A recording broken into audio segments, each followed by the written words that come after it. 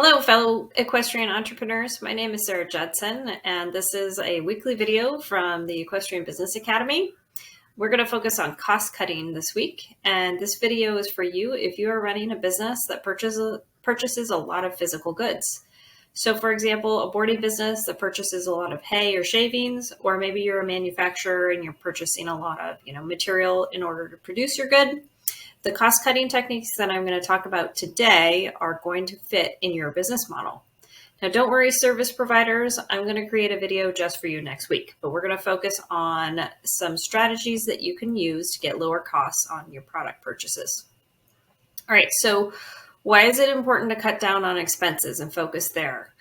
You cannot always raise your price on your client. I think all of you know that intuitively, but I'm going to say that you cannot continue to raise your prices even if your costs go up. So if you are willing to get creative about cutting costs in your business, you can limit the amount of times that you have to raise prices on your clients, right? So we're trying to make your business more efficient. You have to both, price your product accordingly, and you have to be efficient about how you spend your money. So you have to have a certain mindset to go after expense costing. You have got to be flexible, right? So one of my first suggestions is that you need to be flexible enough to find substitutes for products that you might use that are getting expensive. For example, I went out to buy shavings the other day and I noticed that the brand that I liked went up $2 a bale. That's a really significant increase for our business. And so I ended up changing the mix of shavings that we were using so that I could stay within the budget that I had for shavings each month. So I want you to start by being flexible. Think about what substitutes are you willing to make? What changes are you willing to make in your business in order to keep your costs at a reasonable level without reducing the quality of the goods or services that you provide. The other mindset is that you need to lean on your network. And I know that for horse businesses, this can be tough, especially if you are a trainer or a boarding business. These two types of businesses tend to isolate themselves. And they also tend to be really small businesses. And it's really unfortunate that we don't have a better network in place for trainers and for horse boarding facilities. So I want you to think about building your network so that in times of need, you can reach out to them to try and apply some of these techniques. All right, so I'm going to give you 3 suggestions that you can use to bring down the costs on your products that you are purchasing for your business. So suggestion number 1 goes back to leaning on your network. I want to suggest that you consider purchasing products as a group. This would work really well, for example, for hay prices. I know that if I buy an entire truckload of hay, I can get a lot better price than I can purchase from the feed store. Now, I don't have storage for the hay on my property, but a friend of mine does. And you know what? I've got the cash to front to pay for the entire truckload, so we can work out a system where she can store the hay and I can front the cash and we purchase it at a cheaper rate for the next 6 months. And that's leaning on my network. Okay. Trick number 2 or tip number 2 is to negotiate or seek out wholesale pricing. So what's really important here is that you understand how much you're spending with a particular vendor. I've had clients who've come in and said, I'm spending, $100,000 and I'm still paying retail prices on some of the purchases that I'm making.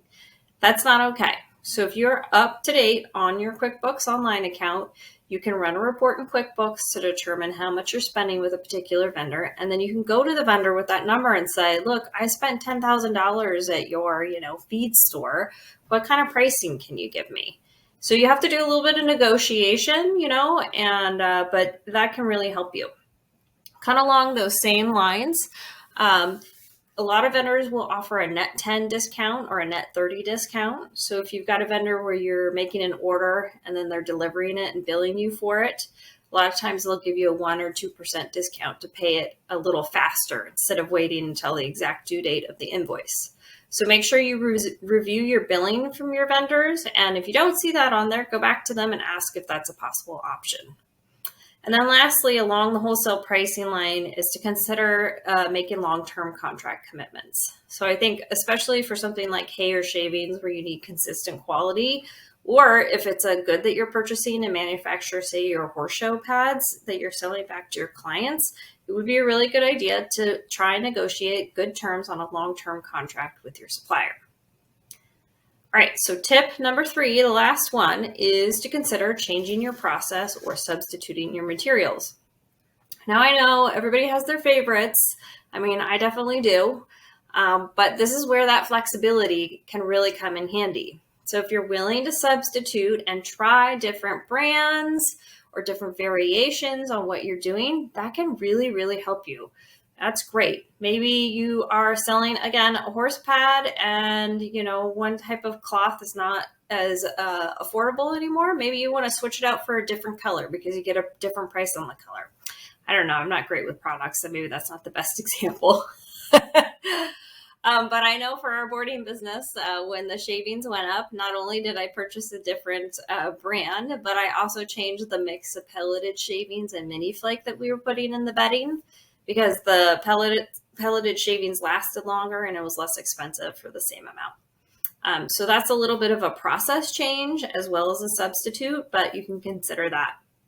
Another process change that you could consider would be something like cleaning your stalls more, right? So you're paying more for labor, but you're paying less for the shavings. So you'd have to do a little bit of math to figure out if that would even out. So maybe you're going through less shavings because you're turning the horses out more, or you're cleaning the stalls twice a day instead of once a day, and that could really make a difference. And then lastly, another process change I would suggest is always training your staff on trying to eliminate waste. And waste comes in so many forms in every type of business. Waste of time, waste of materials, right? So those are the two hot topics. Make sure that you do a time audit with all of your staff to make sure that they're using their time wisely, and make sure you encourage them to follow a good system and process so that they're not wasting materials. All right, so those are 3 pretty dense tips. Hopefully they are helpful to you. If you would like some help understanding how to code these different types of expenses in your QuickBooks Online account, I have a really great freebie. Check the link in the comments here because that's really going to be helpful for you. It's my ultimate big list of equestrian write-offs, and I really want you to have it. Thanks for your time.